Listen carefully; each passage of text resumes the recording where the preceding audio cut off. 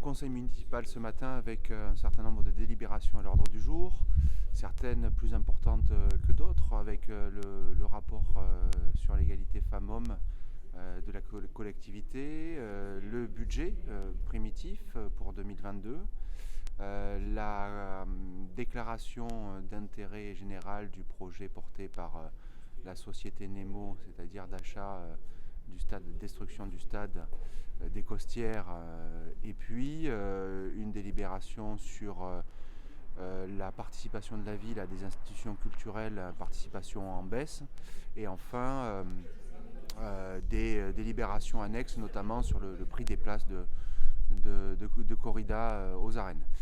On a trouvé la municipalité assez en difficulté, assez agressive, comme souvent. Sur le budget principal, pas de grandes nouveautés, hein. C'est un budget qui fait la part belle aux investissements de prestige et au détriment de beaucoup d'équipements de proximité dont il y aurait besoin. D'ailleurs, on s'étonne, comme à chaque fois, que la part donnée au CCAS, c'est-à-dire la subvention donnée au CCAS, n'augmente pas, alors qu'on voit que les besoins sont grands et que les files d'attente devant les associations caritatives ne cessent de grossir. Sur la question du stade, voilà, la mairie marche main dans la main avec Rani Assaf et la société Nemo depuis le début, malgré les gesticulations, et on a là un projet de privatisation trilibéral d'un espace public, d'équipements publics qui font que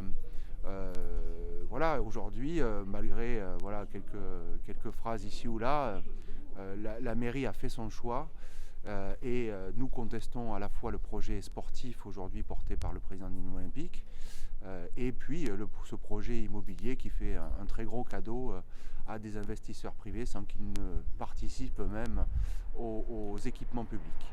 Enfin, sur la question de la culture, nous avons dénoncé la baisse des subventions au théâtre, à l'école des beaux-arts ainsi qu'au musée du carré d'art. Parce qu'aujourd'hui la culture a besoin d'être soutenue et que ces baisses de subventions vont immanquablement toucher la programmation. Les réponses apportées ont été très loin de nous satisfaire, et aujourd'hui on a besoin de soutenir encore plus ces institutions pour qu'elles rayonnent dans la ville et qu'elles participent aussi au dynamisme culturel de la ville et au lien social. Enfin, toujours aucune réponse sur le prix des places des personnes à mobilité réduite que nous demandons dans les arènes pour les corridas. Nous demandons à ce qu'il soit mis au niveau des amphithéâtres. Et visiblement, même ça, pour une dizaine de places, ce n'est pas prévu. Voilà, donc un conseil municipal de fin d'année qui ne présage rien de très bon pour